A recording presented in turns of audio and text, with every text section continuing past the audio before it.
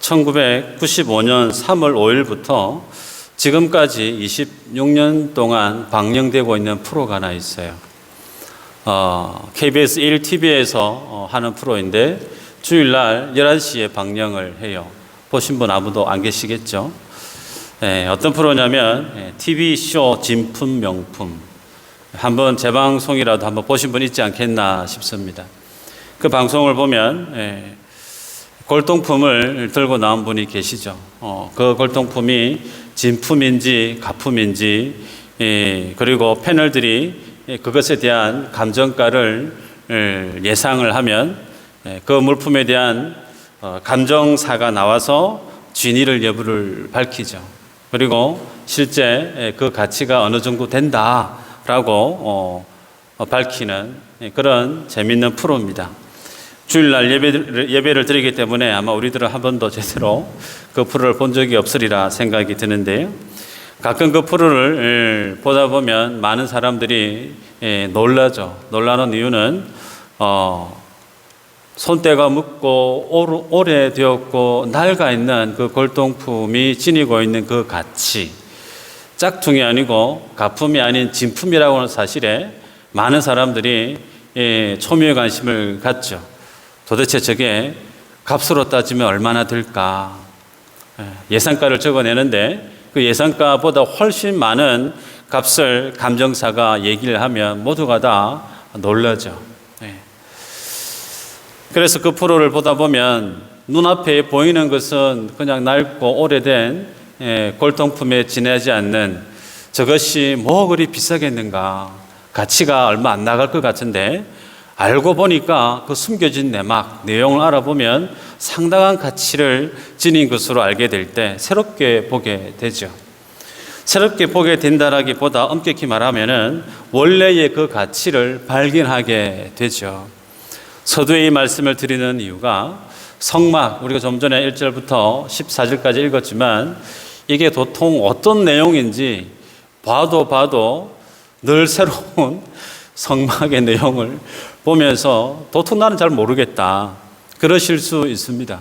그런데 그렇게 전혀 와닿지 않는 성막에 대한 내용을 하나씩 알아가다 보면 그 속에 하나님께서 녹여놓고 숨겨놓은 하나님의 복음적 그 구원의 사실이 어떠함을 알게 되면 좋게 모든 성도들에게 큰 은혜가 될 줄 믿습니다.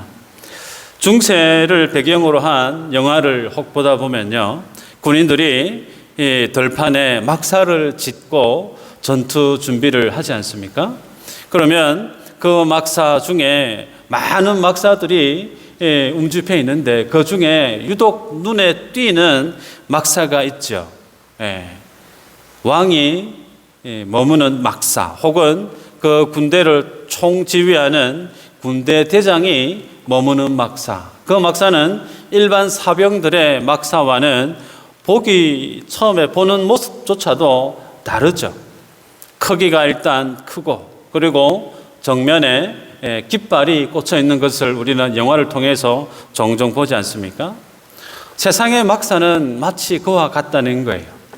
그 크기와 규모와 그리고 그 모양에 따라서 그 막사의 주인이 누구인지를 가늠케 하죠. 이러한 세상에서 일반적인 막사에 대한 그런 이해를 가지고 오늘 우리가 읽었던 성막도 막사와 다르지 않죠. 텐트니까. 그럼 어떤 점이 다른가 그런 관점으로 말씀을 보고자 합니다. 우리가 읽었던 1절부터 14절까지 내용 성막, 지성소를 덮고 있는 성막, 겹겹이 싸고 있는 휘장은 4겹으로 되어 있다. 오늘 본문에 보면 그렇게 소개됩니다. 그래서 맨 안쪽에서 바라보면 가장 먼저 보게 되는 첫 번째 휘장, 우리 성경에는 휘장으로 표기되어 있는데 일반적으로 휘장하면 지성소와 성소를 구분하는 커튼, 우리가 알고 있는 휘장은 그러한 휘장인데 우리 성경에는 한글 성경이나 동일하게 그 성막을 덮고 있는 덮개도 휘장으로 기록하고 있죠. 이전에 성경에는 앙장이라는 표현을 썼는데, 그래서 우리가 알고 있는 휘장에 대한 말과 그리고 이 덮개에 대한 이 휘장은 원어적으로 보면 다릅니다. 하지만 우리 성경에는 동일하게 휘장으로 기록하고 있다는 거 유념하시면서 말씀을 봤으면 좋겠어요. 첫 번째, 맨 안쪽에 지성소 성소를 덮고 있는 그 성막, 가늘게 꼰 배실이 처음 등장하죠. 청색, 자색, 홍색 실로 천사, 그룹을 정교하게 수놓아라, 그렇게 말씀을 합니다. 그리고 그 폭이 10폭에 해당되어지는 것을 보게 되죠. 대략적인 길이와 너비를 보면 길이는 12.6m 정도 돼요. 폭은 18m 정도 됩니다. 자, 이런 휘장, 약간 다른 그 위에 덮고 있는 휘장과 차이점은 첫 번째 이 휘장은 세마포 혹은 아마포 그렇게 표기를 해요. 자, 여기서 보면 첫 번째 가늘게 꼰 배실, 청색, 자색, 홍색 실로 이 세마포를 짰다라고 하면 오늘날에는 직조 기술이 발달되었으니까 그다지 비싸지 않지만 이 당시에 직조 기술을 통해서 값으로 매긴다면 성막을 덮고 있는 네 겹의 휘장에 비해서 가장 고가에 해당되는 재료임을 알 수가 있습니다. 더더욱이 그룹을 여러 실을 통해서 수를 놓으라, 정교한 수를 놓으라 그렇게 했기 때문에 상당히 고가의 재질이면서 동시에 상당히 고급스러운 모습임을 상상할 수가 있어요. 저희 교회가 바닥 공사를 하고 커튼을 올 교체를 했습니다. 근데 이 교체하고 바닥 공사했던 이 사실이 경산과 대구에 소문이 퍼져 나갔네요. 발도 없이. 주중에 친하게 지내시던 목사님이 방문을 하셨어요. 그러면서 휴대폰을 가지고 막 찍어요. 찍으면서 하시는 말씀이, 이야, 깔끔하다, 고급스럽다, 좋다.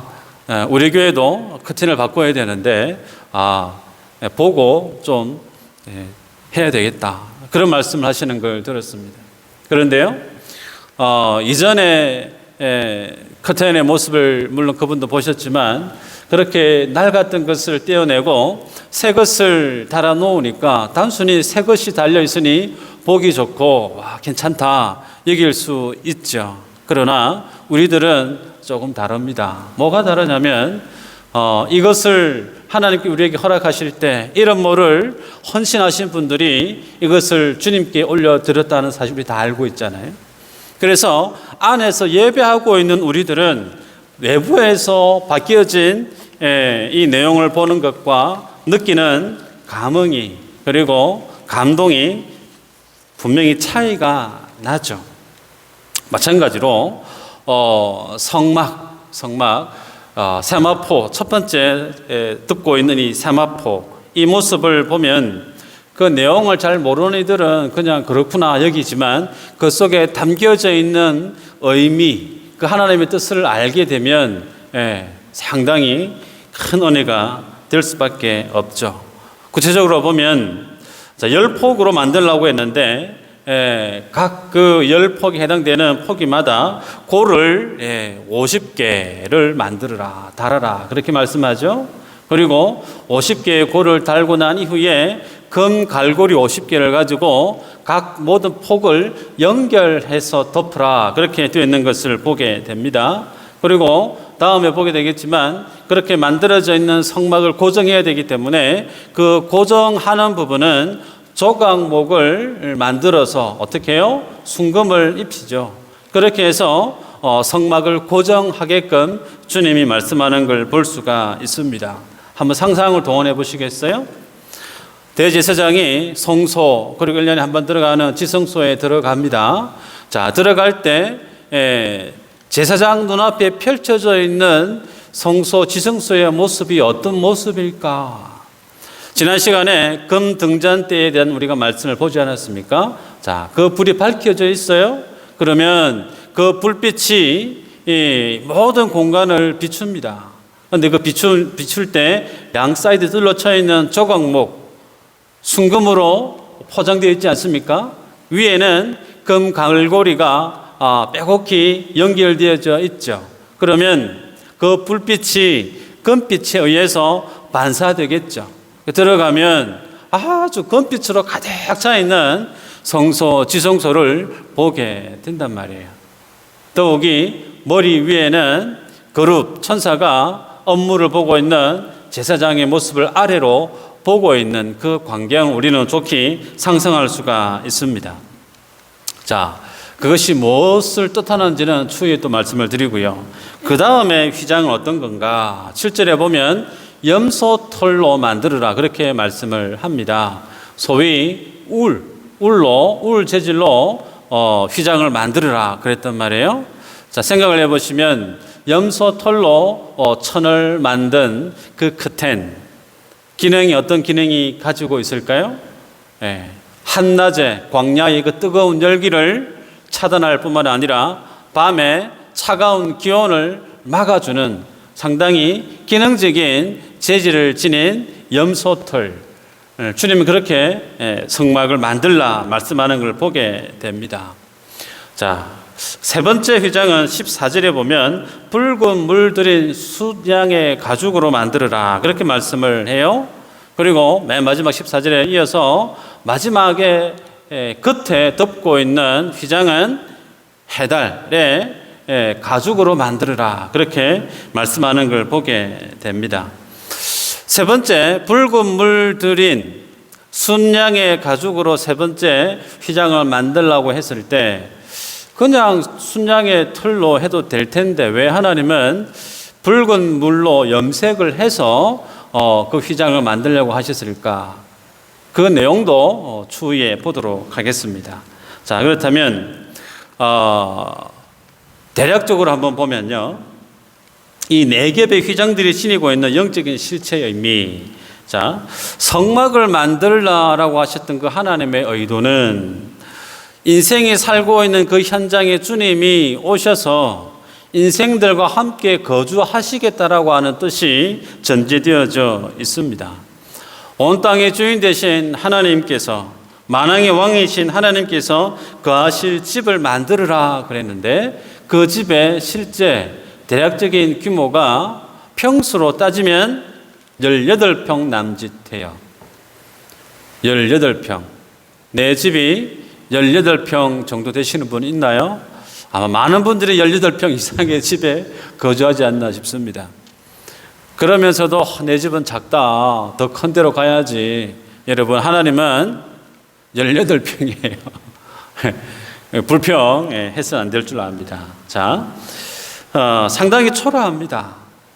우주의 주인 되신, 만왕의 왕 되신 주님이 인생들과 함께 거주하시겠다라고 말씀하시면서 하나님의 집 만들어라 말씀을 하셨는데 그 집의 규모가 18평 남짓이에요. 캄보디아의 힌두교 사원이 앙코르와트 혹 다녀오신 분이 계실지 모르겠습니다. 저는 아직 가보지 않아서 잘 모르지만 그곳에 다녀오신 분들은 그 규모와 크기에 압도당하지 않았나 싶습니다. 대략적으로 보니까요, 대지만 보면 동서 길이가, 앙코르와트 동서 길이가 약 1.5km예요. 그리고 남북의 길이는 1.3km입니다. 그러면 키로하고 18평하고는 비교가 안 되잖아요. 그죠? 그래서 생각해 보시면 이방 사람들이 묻습니다. 저게 뭐예요? 저 우리를 지키는 하나님이 거하시는 집이야. 이방 사람들이 그것을 보고 배꼽 잡고 웃지 않겠습니까? 저렇게 초라한 성막 텐트가 너희들을 지키는 신이 거하는 집이냐? 얼마나 초라하겠습니까? 그런데 그렇게 세상의 눈으로 보아도 참 초라해 보입니다. 가장 겉면이 해달의 가죽으로 주님이 덮으라 말씀하셨기 때문에 해달의 가죽은 대략적으로 검은색을 띠고 있다 상상할 수가 있어요. 겉에서 보면 18평 남짓의 텐트가 우두커니 서 있는 게 다예요. 거무튀튀한 그 모습이 고급스럽거나 귀티가 나거나 웅장하거나 전혀 그런 모습이 드러나지 않죠. 말 그대로 그냥 초라합니다. 그런데 처음에 말씀을 드렸던 것처럼 성막이 지향하는 내용이 무엇이라 말씀을 드렸던가요? 초림하시는 예수 그리스도의 신성과 인성 그리고 그분의 사역을 모형론적으로 드러낸 것이 성막이다, 그렇게 말씀을 드렸지 않습니까? 그래서 한번 생각해 보시면 왜 하나님이 이방 신전은 상상을 초월할 정도로 웅장한데 하나님이 거하시는 집은 그렇게 초라하게 만들라고 하셨을까? 우주의 주인이신 그 하나님의 수준에 맞게 인생이 하나님의 집을 만들려고 하면 도대체 어느 정도 만들어야 하나님의 마음에 합하다 할 수 있을까요? 인생이 무엇으로 만들든 그것은 하나님의 수준에 비춰보면 동일한 거예요. 여러분, 다윗은 자신의 어리어리한 너무나 높고 훌륭한 자신의 왕궁에 있을 때 내 하나님의 집이 너무 초라해 보여서 하나님께 내가 하나님의 전을 짓겠습니다, 소원기도 하지 않습니까? 그 소원기도를 드릴 때 하나님께서 다윗에게 찾아와서 다윗과 언약을 맺으시죠. 그러면서 뭐라고 말씀하시죠? 네가 내 집을 짓니? 아니, 내가 너의 집을 짓겠다 말씀하십니다. 내가 너의 왕위를 영원토록 견고하게 만들겠다 하십니다. 그렇죠? 그 하나님의 언약을 들었던 다윗이 조각목으로 만들어져 있던 그 성막을 폐기처분하고 수입을 한 아주 고가의 백향목으로 성전을 건축하지 않습니까? 솔로몬을 통해서. 그런데 그렇게 어리어리하게 금으로 둘러쳤던 사람이 만들었던 그 성전 결국 어떻게 되었죠? 사람의 손에 의해서 무너지고 말았습니다. 지난 시간에 한번 말씀을 드렸죠. 성전과 관련된 흐름에 있어서 가장 첫 번째 해당되어지는 그 성전은 에덴 동산이 곧 하나님의 성전이다 그랬죠. 하나님이 만드신 첫 번째 성전은 에덴입니다. 그 하나님의 손에 만들어졌던 그 에덴은 이후에 다시금 하나님의 손에 만들어질 완성될 그 하나님의 성전 뭐죠? 교회입니다. 교회. 성령 하나님을 모시고 살아가는 성도 개개인이 성령이 거하는 전이다. 두세 사람이 모이는 에클레시아라고 하는 그 교회가 하나님의 전이다. 지난 시간에 말씀을 드리지 않았습니까? 요한복음 1장 14절에서 말씀의 육신에 대해 우리 가운데 거하심에 이제 익숙해지셨죠.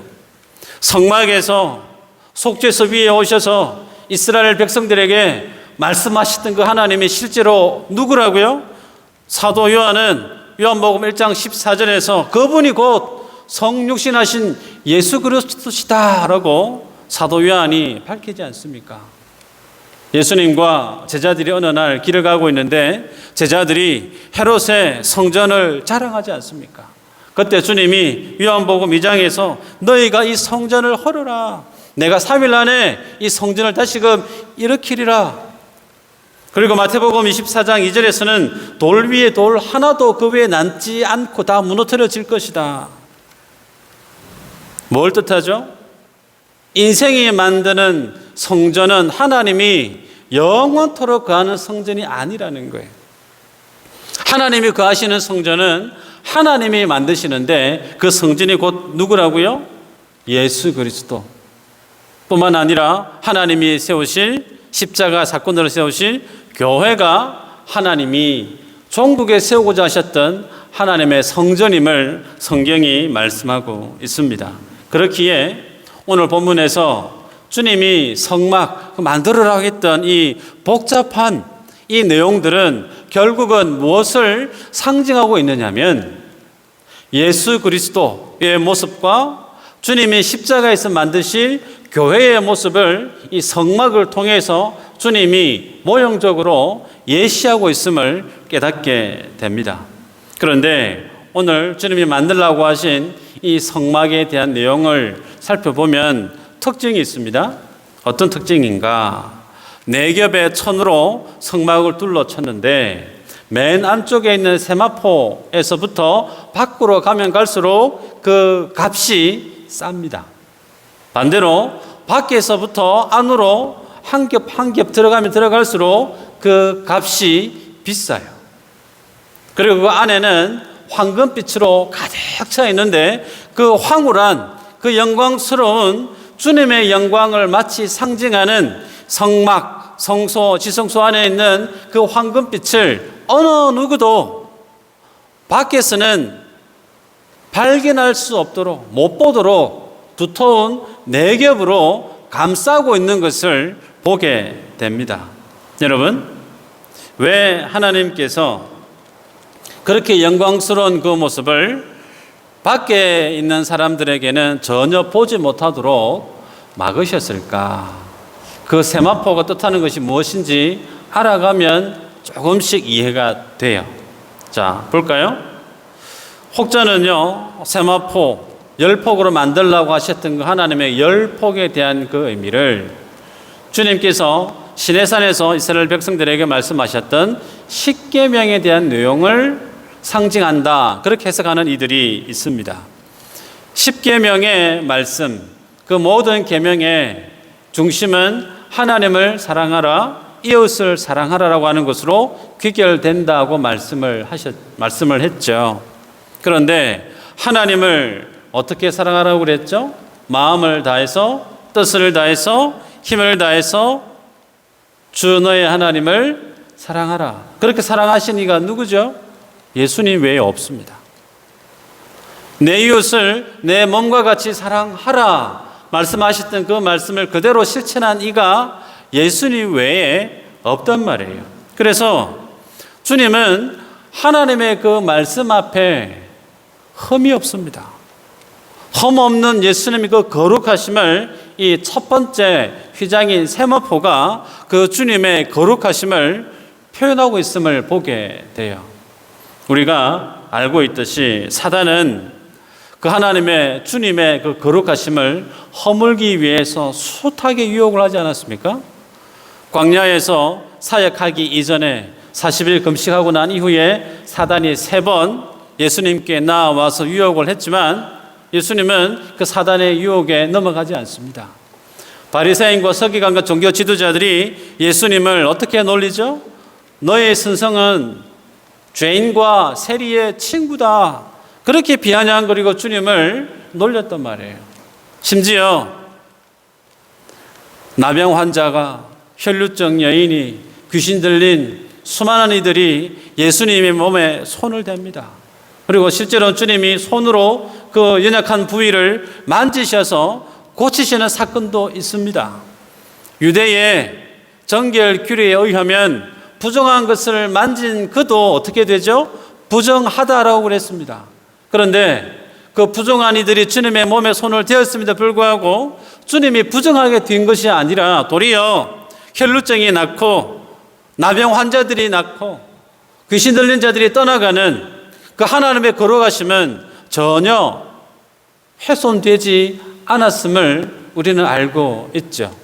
이런 그 예수님의 거룩하심에 대해서 성경에서 어떻게 기록하고 있느냐면 주님이 십자가 돌아가실 때 백부장의 고백을 이렇게 남겨놓고 있어요. 마태복음 27장 54절에 보면 백부장과 및 함께 예수를 지키던 자들이 지진과 그 일어나는 일들을 보고 심히 두려워하여 이르되 이는 진실로 하나님의 아들이었도다 하더라.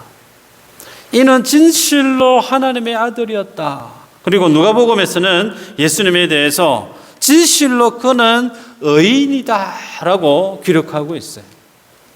그래서 우리 예수님은 하나님의 나라에 거하셨었던 그때의 그 거룩함이나 주님 이 땅에 임재하셔서 십자가 사역을 감당하셨던 그 모든 공생애의 사역에서도 그 주님의 그 거룩하심은 전혀 변함이 없음을 성경이 증거하고 있어요.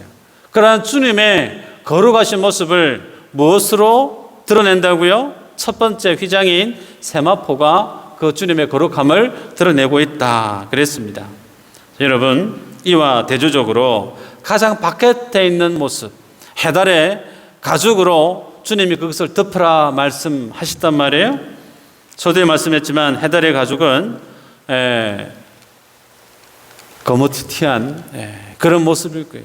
주보에 있는 그림을 한번 참고하시면 그대로 다 만들었다라고 하기는 좀 어렵지만 비슷하게 상상을 해서 그림을 만든 건데, 그 겉모습 안에 첫 번째 세마포와는 상대적으로 너무나 극명하게 차이가 나는 것을 볼 수가 있습니다. 여러분, 천지 창조주고 왕 대신 하나님이 거하실 집으로 어느 누가 해달의 가죽으로 뒤덮여 있는, 그리고 붉은 수장의 가죽으로 덮여 있길래 아주 울퉁불퉁하고 투박하고 볼품이 그다지 없었을 거예요. 그런 18평 남짓의 텐트를 어느 누가 우주를 창조하신 하나님이 거하시는 집이다라고 말할 수 있겠습니까? 마치 이 모습이 무엇과 오버랩되냐면 이사야 선지자가 이사야 53장 2절에서 소개하는 말씀과 비슷해요. 그는 주 앞에서 자라나기를 연한 순 같고 마른 땅에서 나온 뿌리 같아서 고운 모양도 없고 풍채도 없은즉 우리가 보기에 흠모할 만한 아름다운 것이 없도다. 주님의 성막의 그 모습이 이사야 선지자가 53장에서 주님의 초림의 그 모습을 소개하는 것과 너무나 맥을 같이 하고 있는 것을 보게 됩니다. 이 모습 한번 이제 상상력을 동원해 보시면 좋겠어요. 가장 겉모습에는 해달의 가죽이 있어요. 그 모습은 누가 보죠? 일반 유대인들이 보고 있습니다. 그런데 대제사장은 그 안에 들어가서 자신의 업무를 보는데 대제사장의 눈에 보이는 광경은 어떤 모습일까요? 들어가면 입이 쫙 벌어집니다. 황금빛으로 가득 차 있는 너무나 황홀한 그 모습을 대제사장은 본단 말이에요. 겉모습을 보는 사람은 안에 있는 그 모습을 몰라요. 볼 수가 없으니까 모르겠죠. 근데 이 모습이 신약 성경에서 무엇으로 드러나고 있냐면 요한복음 1장 14절에서 사도 요한이 고백하죠. 우리가 그의 영광을 보니 아버지의 독생자의 영광이요 은혜와 진리가 충만하더라. 그 성막 안에 들어가서 성소 안에서 임재해 있는 그 하나님의 영광은, 그 영광을 본 사람은 하나님의 독생자의 영광이다라고 고백할 수밖에 없단 말이죠. 그런데 그 안에 들어가 보지 않은 인생들은 무엇을 보죠? 마른 땅에서 나온 뿌리와 같고 연한 순 같고 풍채도 모양도 흠모할 만한 아름다운 것이 전혀 없는, 그래서 예수 그리스도를 영접하지 않습니다. 그 주님을 십자가에 못 박고 건축자의 버린 돌처럼 무시해 버렸다는 거예요. 여러분, 이 모습에 대해서 우리들은 곱씹어 볼 필요가 있습니다. 이 성막이 지향하고 있는 그 모습이 예수님의 사역과 그 주님의 신성과 예수님의 인성을 그대로 담고 있다는 사실을 우리는 기억해야 돼요. 세 번째, 휘장을 보면 그 사실이 더욱더 분명해집니다. 붉은 물들인 순양의 가죽. 그냥 순양의 가죽으로 덮어라 해도 괜찮습니다. 기능상 별 차이 없어요. 그런데 왜 하나님은 굳이 그 순양에게 있어서 붉은 물을 드리라 말씀하실까? 여러분, 성경에서 순양하면 떠오르는 사람이 두 사람이 떠올라야 돼요. 첫 번째 순양하면 떠올라야 될 사람이 누구냐면 하나님께서 아브라함에게 콜링을 해서 이삭 데리고 모리아 산에 가지 않습니까? 네 아들 바치라 그러죠. 칼 빼들어서 찌르려고 할 때 하나님이 스톱 하십니다. 그러면서 이삭을 대신해서 수풀에 걸려있는 수장을 하나님이 예비해 두셨잖아요. 그리고 그 모습이 무엇으로 구현되어집니까? 주님이 공생의 사역을 처음으로 등장할 때 그 모습을 보았던 세례 요한이 주님에게 대해서 뭐라고 표현하냐면, 보라, 세상 죄를 지고 가는 하나님의 어린 양이로다 라고 말씀을 해요. 죽어서 지옥 갈 인생들을 살리시기 위해서 자기 자신을 희생의 대생물로 자기를 부인하고 자기를 죽게 함으로 자신의 죽음으로 구원해야 될 인생을 구원해 내시는 그 하나님의 구속의 스토리를 하나님은 통일성 있게 창세기에서부터 흔들림 없이 그 일들을 추진하고 있었음을 보게 되죠. 여러분, 이러한 하나님의 놀라운 구속의 비밀을 하나님은 성막의 겉모습과 그 안에 있는 모습을 통해서 동일하게 모형적으로 보여주고 있다는 사실이에요. 여기에 대해서 사도 바울이 우리에게 복음의 비밀을 우리 눈높이에 맞게 설명을 해요. 읽어드리면 고린도후서 4장 7절입니다. 우리가 이 보배를 질그릇에 가졌으니, 이 보배를 질그릇에 가졌으니, 이는 심히 큰 능력은 하나님께 있고 우리에게 있지 아니함을 알게 하려 함이라. 우리가 사방으로 우겨쌈을 당하여도 쌓이지 아니하며 답답한 일을 당하여도 낙심하지 아니하며 박해를 받아도 버림받지 아니하며 거꾸로 뜨림을 당하여도 망하지 아니하고 우리가 항상 예수의 죽음을 몸에 짊어지면 예수의 생명이 또한 우리 몸에 나타나게 하려 함이라. 아멘. 주님 안에 있는 십자가의 복음의 그 비밀을 사도 바울은 질그릇 속에 있는 보배라고 표현하고 있어요. 그렇기에 정리하면요, 창조주요 만왕의 왕이신 하나님께서 예수 그리스도 안에 있는 그 초림의 그 모습을 성막을 통해서 보여주고 있습니다. 그 겉모습은 흠모할 만한 모양이 전혀 없습니다. 가장 값싼, 가장 지극히 평범한, 보잘것없는, 두 번 볼 필요 없는 그런 해달의 가죽으로 주님의 나심을 상징하고 있어요. 그래서 예수님이 나사렛에서 왔다라고 했을 때 나사렛에서 무슨 선한 것이 날 수 있겠느냐? 적어도 메시아가 나려고 하면 예루살렘에서 나든지 왕궁에서 나든지. 그런데 예수님의 나심은 전혀 그렇지 않습니다. 말 구유에 나시고 모든 사람들이 거기는 너무 촌이야, 깡촌이야, 인재가 날 수 있는 그런 곳이 아니야라고 하는 나사렛에서 주님이 나게 하셨단 말이죠. 여러분, 이러한 주님의 그 모습을 주님은 우리에게 질그릇의 보배로 우리에게 표현하고 있어요. 여러분, 우리가 그 보배를 지닌 인생이라 성경은 우리에게 밝히 증거합니다. 때문에 오늘 우리들은 질그릇과 같은 인생이에요. 나는 무능력합니다.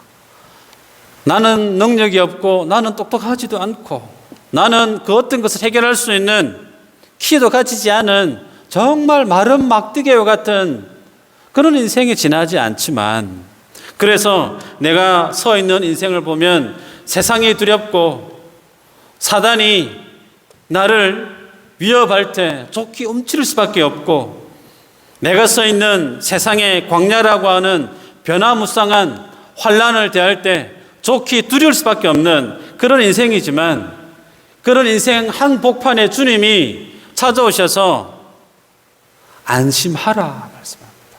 안심하라. 여러분, 여러분이 서 있는 곳이 사방으로 둘러싸여져 있는 그런 곳입니까? 많은 사람들과 세상으로부터 답답한 일 때문에 혹은 나의 안타까운 처지 때문에 낙심할 수밖에 없는 그런 시련의 눈물의 밤을 보내고 계십니까? 사도 바울이 밝힙니다. 망하지 않는다. 낙심할 거 없다. 여러분, 감당하기 힘든 박해와 시련 속에서도 주님이 우리에게 약속하시는 것은 주님이 버리지 않는다 약속하고 있어요. 내 의지와는 상관없이 나를 마치 동태 마냥 거꾸로 땅의 가장 밑바닥에 나를 내려 던질지라도 거꾸로 튀김을 당할지라도 주님이 뭐라고요? 망하지 않으니까 안심하라. 여러분, 이것이 성도 안에 있는 질그릇 같은 성도의 그 가슴 속에 주님이 주신 보배의 능력임을 믿으시기를 바라요. 그러기에 내가 서 있는 지금의 현실이 좋기 두렵고 답답하고 움츠려 들게 만들고 내일이라고 하는 나의 미래가 너무나 소망 없는 것처럼 보인다 할지라도 두려워하지 말 것은 내 속에 뭐가 있기 때문에요? 그 하나님의 보배가 있기 때문에. 중요한 것은 그런 하나님의 보배를 누가 누리고 살아갈 수 있느냐라는 거예요. 이게 오늘 본문에서 첫 번째 주시는 교훈입니다. 누가 그 하나님의 보배를 제대로 인지하고 그 보배로 인해서 변화무쌍한 내가 선 이 세상 속에서 든든히 평안히 내 주어진 삶을 살아갈 수 있을까? 성막을 통과해서 성소로 들어가고 지성소로 들어가는 제사장에게 주어진 특권이에요. 그 하나님의 영광, 그 보배를 맛보려고 하면 성막 밖에서는 보려고 해도 볼 수가 없습니다. 하나님이 거하시는, 임재하시는 성소, 지성소 안으로 들어오는 자만이 하나님의 영원한 황홀한 세상의 그 모든 환란도 그 주님 앞에서 먼지처럼 눈처럼 사라질 수밖에 없는 그 하나님의 놀라운 샬롬을 누릴 수 있는 자, 성소 안에 들어가는 사람이에요. 지성소 안에 들어가는 사람이에요. 그래서 주님은 내 겹이나 두텁게 나오지 않는 자는 상상도 할 수 없도록 철저하게 가리고 있어요. 그런데 주님이 우리에게 이 땅에 오셔서 십자가로 그 휘장을 위에서부터 아래로 찢어버리시죠. 그리고 하나님과 우리 사이에 죄로 인한 막힌 담을 주님이 허셨다 선언하십니다. 베드로는 우리 모두를 어떻게 부릅니까? 왕 같은 제사장이다라고 부릅니다. 우리가 텁텁함이 있고 두려움이 있고 안타까움이 있고 병마로 환경으로 어려움이 있을 때 주님의 전 안으로 성전 안으로 깊숙이 나오면 그 모든 것들은 해결될 수 있다는 거예요. 해결될 수 있다는 거예요. 그러기에 그 주님의 성소 안으로 지성소 안으로 깊숙이 나온다는 것은 다시 얘기하면 교회 안으로 깊숙이 오라는 거예요. 교회의 주변인으로 맴도는 것이 아니라 교회에 깊숙이 나오라는 겁니다. 나와서 하나님이 주시는, 교회에게 주시는 그 위로와 하나님의 은혜를 나의 몫으로 받아 누리게끔 주님이 오늘 우리에게 초대하고 있다는 거예요. 우리들은 신앙생활을 오래 하고 있잖아요. 저보다 다 신앙의 연수가 오래되셨는 걸로 아는데, 오래된 신앙의 연수에 있어서 눈에 드러나는 그 모습은 어떤 분이 뭘 좋아하시는지 잘 압니다. 예를 들어서 맛있는 것을 먹을 때, 야, 이거는 조건사님이 좋아하시는 건데, 이거는 권장도님이 잘 드시는 건데, 혹은 좋은 경치를 보게 되어지면 누군가가 떠올라야 돼요. 맛있는 것을 먹을 때, 좋은 경치를 보게 될 때 누군가가 떠올라야 되는데, 그 떠오르는 사람들 중에 교회 성도가 떠올라야 된다는 거예요. 그 모습을 오늘 성경에서 무엇을 표현하고 있냐면, 각 폭을 골을 만들고 금 갈고리로, 놋 갈고리로 연결해라. 계속해서 연결이란 말이 반복되어져 나와요. 교회는 예수 그리스도를 주로 고백하는 그 주님이 교회의 머리로서 모든 지체가 각자 따로가 아니고 동일한 하나님의 몸된 지체라고 하는 사실이 교회에 대한 성경의 선언이고 정의죠. 그것이 어떻게 구현되어지는가? 다른 거 아닙니다. 맛있는 거 먹을 때 교회 권사님이 떠올라야 돼요. 아멘인가요? 네, 맛있는 거 먹을 때 장로님 얼굴이 떠올라야 돼요. 그런데 우리나라 속담 중에, 속담인지 잘 모르겠지만, 맛있다라는 것을 표현할 때 둘이 먹다가도 한 사람 죽어도 모를 맛이다. 문자적으로 해석을 하면 상당히 섬뜩해요. 맛있는 거 같이 먹다가 한 사람 겁채가지고 돌아가시고 있는데 그분이 돌아가시는지 모를 정도로 맛있게 먹었다. 우스갯소리겠지만, 여러분, 건강한 교회, 행복한 교회는 사랑이 넘치는 교회입니다. 너희가 서로 사랑하면 너희가 내 제자인 줄 알리라. 사랑합니다라는 고백 너무나 추상적이지만 쉽게 얘기하면 좋은 거 볼 때 교회의 지체가 떠올라야 된다는 거예요. 나는 전혀 먹을 때 양 목사가 떠오르지 않고 교회 장로님, 권사님 떠오르지 않는다? 신앙생활 돌아보셔야 된다는 거예요. 사랑이 넘치는 교회가 그 하나님의 몸된 교회 안에 깊숙이 나온 성도의 신앙생활입니다. 말씀을 믿습니다. 여러분, 먼 곳에 가셔서 맛있는 거 드실 때 부랴부랴 싸우려고 하시지 마시고, 한국만큼 택배가 잘 되어 있는 세상이 또 없어요. 돈 몇천 원만 더 드리면 집으로 송 갑니다. 중국말로 송, 보내다 그런 뜻인데, 그렇게 우리가 주님의 그 사랑을 작은 실천으로 좀 드러냈으면 좋겠습니다. 어느 분이 힘들다 그러면 그 힘든 모습 때문에 내 눈에 눈물이 뚝뚝 떨어져야 돼요. 어느 분이 자녀가 대학을 입학을 하고 취업을 했다더라 너무 마치 내 일인 양 기뻐하고 함께 울고 함께 웃는 교회, 그 신앙생활이 주님의 영광 안에 깊숙이 나온 성도의 신앙생활이라는 거예요. 사랑하는 여러분, 세상 사람들은 겉모습에 치장합니다. 겉모습을 중요하게 여겨요. 그래서 커야 되고 화려해야 되고 멋져야 됩니다. 그러나 예수 그리스도를 주로 고백하는 사람은 그 겉모습보다 어떻게 해요? 날로 그 속 사람이 새로워지는 데 있다. 성경 우리에게 교훈합니다. 그러기에 나는 어느 정도로 내 삶을 하나님의 말씀과 기도의 시간으로 채워가고 있는가?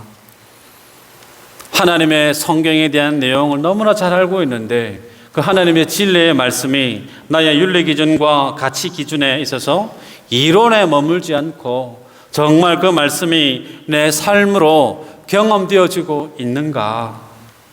여러분, 아무리 성경을 많이 알아도 신앙의 연수가 오래되었다 하더라도 성소 안으로 들어가셔야 돼요.